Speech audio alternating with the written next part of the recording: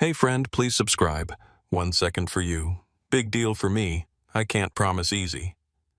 I told Lila, staring at the rising sun behind the Cedar County Courthouse Annex. I can promise we're walking out of this mess together. She nodded like she knew I was lying about half of that.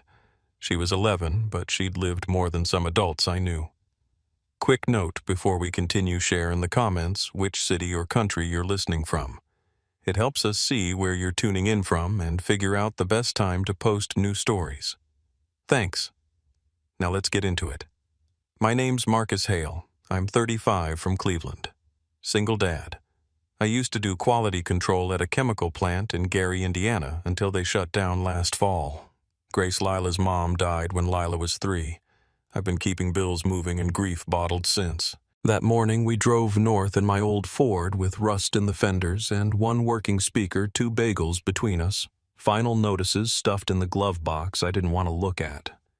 A buddy from church told me about the county surplus auction, tax foreclosed junk out in the sticks. He said, sometimes you can walk out with a deed for less than a month's rent. We hit the I-480 at dawn. I told Lila we were going on an adventure. She just looked out the window and said, "Adventure sounds like something people say when they don't have a plan." She wasn't wrong. The annex lobby smelled like paper and burned coffee. Contractors in puffy vests talked about recreation zones and easement flips like it was Monopoly. A board clerk handed me a bidder card with number 48 on it. Holding it felt like carrying a bet I couldn't cover. I kept my mouth shut and my eyes open. They called out garages, sheds, a bait shop near a lake somewhere. Prices started low, but the flannel crowd had money and didn't blink, dropping a couple grand on a parcel just to flip. Then the auctioneer hit a new lot. Item 142. One residential structure, non-compliant, sold as is, subject to remediation guidelines. Small parcel back of Riverside Hollow Township, last titled to Dr. William Cross, delinquent, 11 years. The screen showed a black and white image of a cottage, faded, leaning a little half the room, already tuned out. Opening bid, $600. Nothing. $450. More silence. $375. I raised my card. The room didn't move. The auctioneer cocked his head, squinted at the county council, and said the words that hit like an engine finally turning over. Accepted. Reserve waived. Subject to remediation. Tax deed issued upon clearance. $50 recording fee due today. I turned to Lila and whispered, "We just bought a house for less than your iPad." I patched one broken window with a piece of cardboard from a moving box we'd used for dishes. Not much good, but better than leaving it open to every cold gust and squirrel with an opinion. Danielle walked out back while I worked. She came in 10 minutes later holding a bent metal tent stake and a chunk of broken PVC pipe with a barcode sticker half faded off. "He logged runoff manually out there. No one does that anymore. Everyone's remote now." That night, after Danielle drove off, Lila and I laid out 2 blankets in the smallest room, probably a closet once. The air was thinner there, less mildew. I told her we'd sleep here tonight. She looked up at the cardboard patched window and said, "I'll keep watch on the stars." She fell asleep half an hour later with her hands still wrapped around a colored pencil. I stood on the porch in the dark, listening to the silence wrap around me like something living. I thought about Grace, how she'd have laughed at this whole mess and still told me to push forward. That smell of old wood and dust clung to my jacket. I gripped the railing, felt the rot under the paint, and whispered, "I'll fix you. Just give me time." A wind came down from the hills, then cold, sharp, and fast. And for the first time in a long, tough while, I didn't flinch.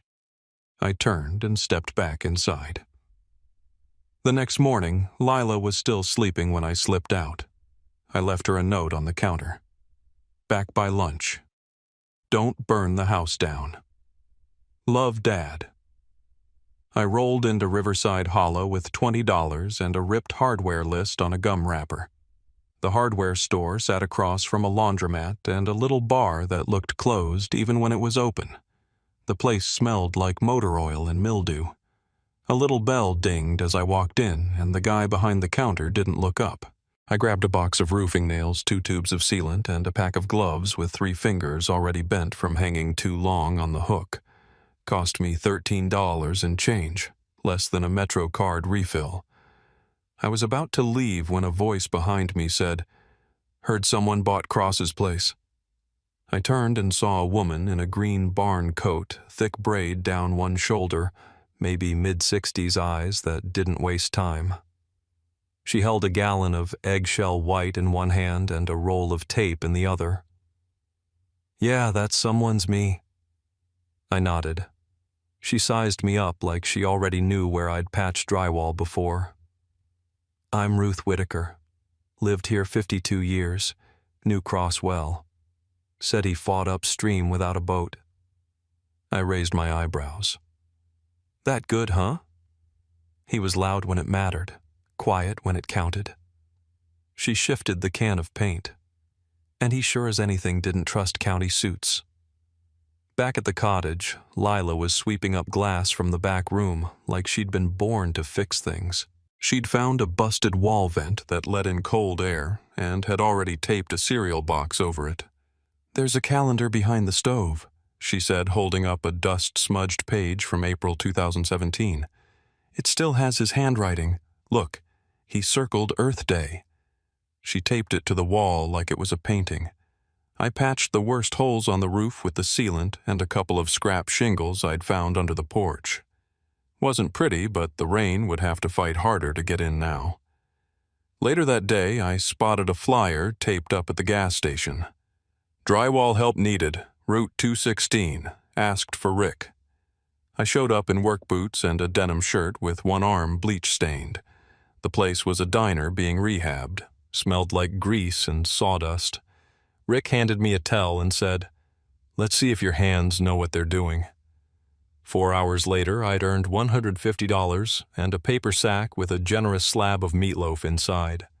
The cook handed it to me and said, "New folks need feeding." I didn't argue. Later that evening, Lila and I sat on the floor of the main room eating by flashlight. The meatloaf was cold, but we didn't care. She chewed slow and pointed to the corner under the cot. "There's something back there." We pulled it out. 3 plastic totes lids warped but still sealed. Inside, sample vials, soil bags labeled in permanent marker, and a label maker with the strip still hanging from its teeth. The last thing it had typed was Project Blue Haven. Lila sorted through the bags, holding them like fossils. They all have coordinates dates, too. It's like each one's a clue. The handwriting was small, neat, almost nervous. She turned one label toward the flashlight. "This looks like 1,000 tiny rivers all trying to say something." I was about to answer when my knee bumped the sink cabinet. One of the toe kick panels clattered loose. Behind it sat a metal lunchbox gray with rust on the hinges, heavier than it looked. An index card was taped to the top, yellowed and curling at the corners. It read, "If you're opening this." I ran out of time. I didn't open it. Not yet. I just held it in both hands and stared at it like it might breathe. I felt something tighten in my chest, then rise. Like a part of me, the tired, bent-over part sat up straight for the first time in years. Lila whispered, "That is..." "Yeah," I said. "Pretty sure it is." My phone buzzed. "Danielle, they're moving faster than I expected," she said. "County execs are fast-tracking a recreation corridor outside, money sniffing around. Water rights, mostly." I rubbed my forehead. "We just got here, Danielle." "I know," she said. "That's why we move smart. Don't get caught off guard. Not again." She didn't say it like a threat.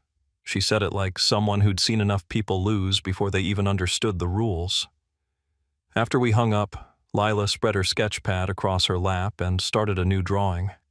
She didn't ask me to pose. She just started sketching me by memory with a hammer in one hand and a paint can in the other. She held it up when she was done. At the bottom, in her blocky lettering, she'd written, "Dad builds the future." Then she blinked twice, yawned, and passed out with the pencil still in her fingers. I sat there next to her with the lunchbox on one side and her drawing on the other and stared out the window at nothing. No streetlights out here, just shadows and stars. I'd given her a roof barely, a space where she could sleep without hearing sirens or feeling the subway shake the walls. I'd finally put a door between her and everything that tried to take too much. But now it felt like this door, this one I fought to earn, was what might bring the trouble right to our feet. By morning, the rain had started. It wasn't much, just enough to make the dirt lane shine like oil and fill the air with that smell of wet rust. Lila was tracing Cross's old coordinates on a cereal box map when I told her we were heading to town. Riverside Hollow's public library sat across from a tire shop, a low brick building with one flickering fluorescent light above the door. Inside, an old Dell tower hummed like it was fighting for air. The clerk, a skinny man with coffee breath and a name tag that said Castell, asked what I was looking for. "Foreclosure notices," I said. "Property out on County Road 16. He squinted at the monitor, tapping keys with one finger at a time. "That would be Dr. William Cross's old parcel." "Yeah. Been on the rolls since 2017. Tax delinquent. County tried auctioning it twice before this round." "Why didn't it sell?" He leaned back, shrugged. "Nobody wanted it. Heard he used it for some kind of groundwater thing. Folks said he spooked easy near the end." I thanked him and followed the sound of another machine coughing in the back. Microfilm. I scrolled through grainy pages until one image caught my eye. A newspaper clipping from 2012. The headline read, "Municipal Groundwater Integrity Symposium. Dr. William Cross delivers keynote." The photo showed a man mid-sentence at a podium, thin and wiry, sun-marked skin eyes like he didn't sleep much indoors. The caption called him an independent consultant with strong views on aquifer management. I printed the article and stuck it in my jacket pocket. We stopped by Mrs. Ruth Whitaker's place next. Her farmhouse sat up a small ridge with two horses that looked like they'd seen every winter since Reagan. She poured us coffee that tasted like it came out of a diesel tank and sat across from me at a kitchen table scarred by decades of mugs. "You've been poking around Cross's work?" she asked. I found some samples and notes, trying to understand what he was chasing. She nodded slow. He hated shortcuts and corporate charm. Said if you pour poison upstream, you don't get to call it progress. County didn't like him because he talked too much truth. Arklon Industries came through with their promises, but he called their testing fake. After that, folks said he went quiet. I call it silenced. Lila drew in her sketch pad while we talked. Mrs. Whitaker noticed and smiled. "That's how you keep what matters, honey. You draw it before someone buries it." Mrs. Whitaker noticed and smiled. "That's how you keep what matters, honey. You draw it before someone buries it." Back at the cottage, a tan Corolla was parked by the gate. Danielle stood under an umbrella, flipping through a folder. "I looked up Cross's records," she said. "He lectured at Ohio State University once.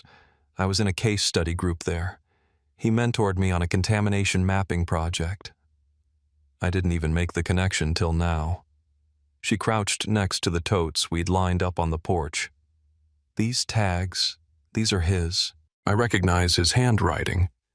He used to say, 'Ink is memory you can't delete.'"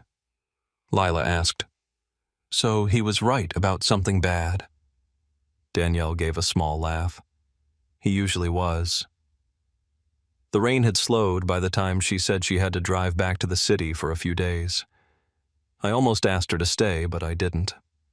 That evening, Lila set the lunchbox on the table. "We're opening it," she said like it was an order. I didn't argue.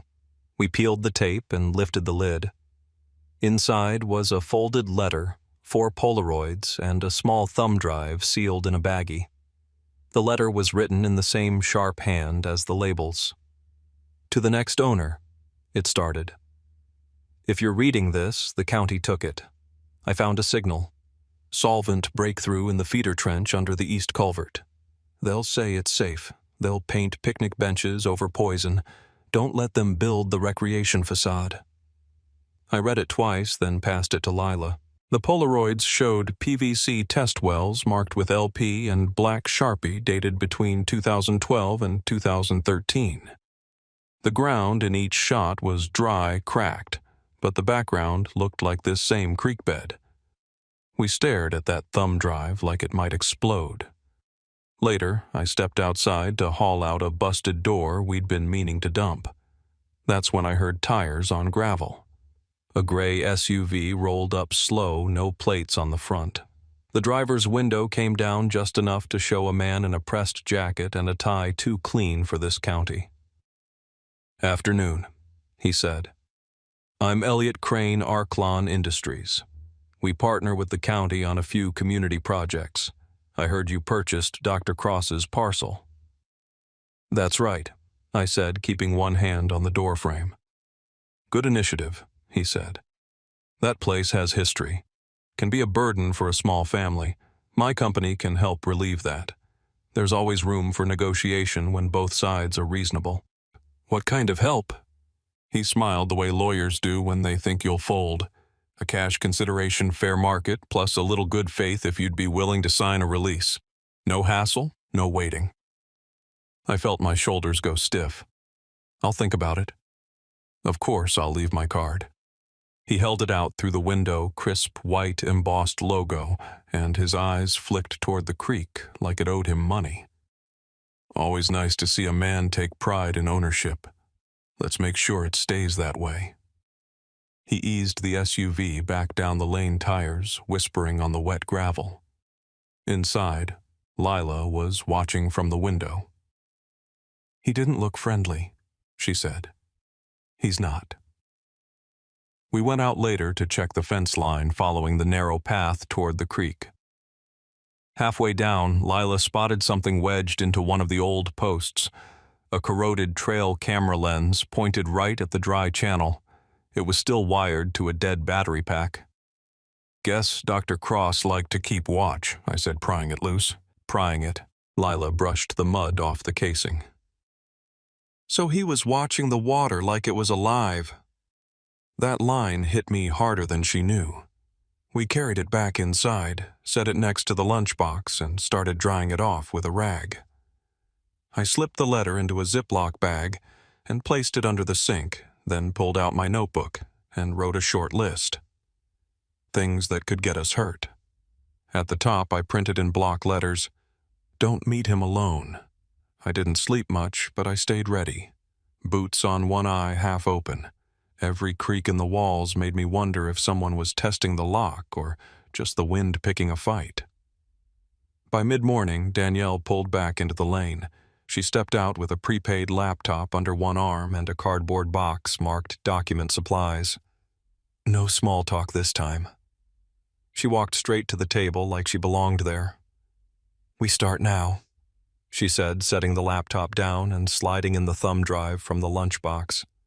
The screen blinked to life, and there he was, Dr. William Cross, maybe 10 years younger, sitting at this exact table. He looked thinner-faced, drawn from stress or stubbornness.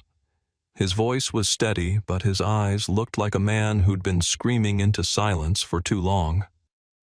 "If you're watching this," he said, "then the property's changed hands, and I didn't live long enough to testify." He reached back and tapped a hand-drawn map pinned to the wall. "This is the Blue Haven corridor. Here's where I found chlorinated solvent spikes, high concentrations after storm runoff plumes shifting from soil to creek sediment. They'll deny it. They'll rename it. Don't let them." Danielle hit pause.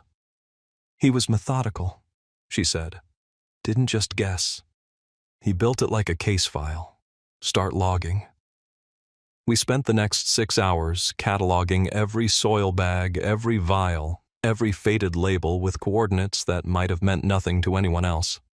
Danielle had me take photos of everything label sample storage tote, even the layout on the table. Then we backed up the thumb drive twice. One copy went to her office in the city. The other got sealed in a freezer bag and hidden under a loose board in the floor behind the stove. Danielle laid out plastic bags and tags marking each item with initials and timestamps. "Chain of custody matters," she said. "One day, someone's going to say we faked this. We prove we didn't." We drove the fence line in her Corolla later that afternoon. Mrs. Ruth Whitaker met us at the curve by the old gate, sitting on the back of a tractor like she was holding court. She pointed with a stick toward a patch of tall weeds. "Creek used to run clear through there," she said, "until the big boys showed up with their backhoes and pretty picnic signs. Claimed they were doing drainage upgrades. Water turned slick 2 seasons later." Danielle took notes. I took photos. Lila wandered ahead with her sketch pad, humming to herself, like the earth wasn't splitting open under our boots. At the far end of this property, where the creek took a shallow bend and disappeared under a broken culvert, the smell hit us. Sweet at first, then sharp, like antifreeze mixed with mold. Danielle stepped back. "That's not natural algae. That's chemical seep." I pulled the test kits from my bag. Cheap things from the hardware store, but enough to get a read. Dipped the strips, waited 2 minutes, then watched them turn colors I didn't like. Yellow to red, green to dark blue. Lila said, "They change too fast." "Yeah," I said, like liars caught mid-sentence. We were headed back when a four-wheeler rattled down the trail behind us. A man in a faded hat and dusty overalls slowed up next to the car. "You're the ones bought Cross's old place?" he asked. "That's us," I said. "Name's Lance. Folks around here say that Lance has got bad luck." I wiped my hands on my jeans and met his eyes. "Maybe, but I figure luck shows up for people who show up first." He gave a half nod like that answer was something he'd been waiting a long time to hear. Then he rode off without saying another word. Back near the station ruins, Lila called out. She was crouched in the brush, pointing at something low and square. We pushed through vines and broken branches to find it.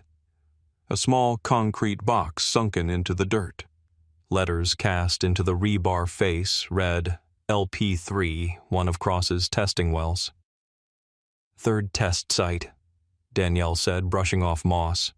"Probably the most contaminated if he numbered them by discovery date." Lila stood back and looked at it like it was a tombstone. "We shouldn't lose this again." That night she painted it bright blue with leftover spray from an old school project. Not elegant, but you could see it from the porch now. We wrote "Do Not Disturb" on a stake next to it just in case someone got stupid. Back inside, I boiled a pot of beans while Danielle sat at the table going through her notes. I pulled up a chair and asked, "Let's say this all holds up. What happens if Arklon Industries drags us into court?" She didn't flinch. "We don't play it private. We make it public loud, make it something the county can't bulldoze in the dark." She made it sound like fact, not hope. Later that night after she left, I sat alone at the table with a stack of receipts and 3 envelopes I hadn't dared open. I counted the money in my wallet twice. $35 left after the last gas run in supplies. 2 debts still breathing down my neck. My hands shook just a little. Not fear, not quite. Just the weight of doing all this on fumes. Lila padded in from the bedroom holding something folded in her hands. It was a paper frog made out of her sketch paper. She set it on the table and flipped it over. On the belly, she'd written in blue marker, "Drink water first." "This is our mascot," she said. "You always said water is what comes before anything else." I looked at her, not sure what to say. "If this turns ugly," I started, "we'll pack it up and go." She crossed her arms. "It's our house, Dad." She wasn't mad. She wasn't even scared, just certain. Like the walls had decided something before I had. She went back to bed and I sat there staring at that paper frog until my neck hurt. That night I didn't take my boots off just in case someone wanted to test if I meant what I said. I woke up to a sound that didn't belong. Lila's voice low and nervous. "Dad, come here now." She was standing in the kitchen, pointing at the floor by the back door. There were muddy boot prints, not ours. Heavy tread, half-dried, headed in a straight line to the table and back. I looked at the lunchbox, sitting dead center, except it wasn't where I left it. It had been moved maybe 2 inches to the left. Nothing missing, nothing broken, just touched. It wasn't a break-in. It was a message. Lila stayed close to me the rest of the morning. I opened the blinds, lit the stove-made coffee we didn't drink. At 8:22 sharp, a knock hit the front door. 3 quick, 2 slow, like the man on the other side had time to think about it. He was tall, brown suit, thin tie, clipboard in hand. Badge said Code Enforcement, Cedar County. His name tag read Vargas. "Got a complaint," he said flat. "Broken front steps, possible ingress hazard. Need to issue a 24-hour compliance advisory."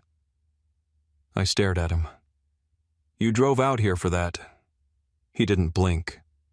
"You'll need to brace the steps or restrict access. Photo documentation required. Compliance failure leads to a fine." I glanced over his shoulder. His eyes didn't follow. They slid sideways toward the creek and then back to the clipboard like muscle memory. He handed me a yellow tag and walked off without saying who complained. By 9:30, I had the front steps braced with cinder blocks and 2x4s. Lila held the phone while I snapped photos with timestamps, angles, and a little extra attitude. I texted them straight to the number on the notice. 10 minutes later, I got a read receipt. No reply. Then I did what I didn't want to do. I called the number on Greavy's card. He answered like he was expecting me. "Tyrone." I was wondering when we'd speak again. I hit record on the prepaid phone and put him on speaker. "Someone just walked into my house last night. Didn't steal anything. Just left a muddy reminder. Then I get a visit from Code Enforcement this morning citing unsafe steps. Funny timing." Greaves gave a chuckle like I told a decent joke. "Vargas can be a little overly diligent. He works ahead of the curve sometimes. But you know, Tyrone, all of that can go away. Our offer is still standing." "Which offer is that? The cash for silence or the fake brochure about playgrounds over poison?" "Let's not turn this adversarial.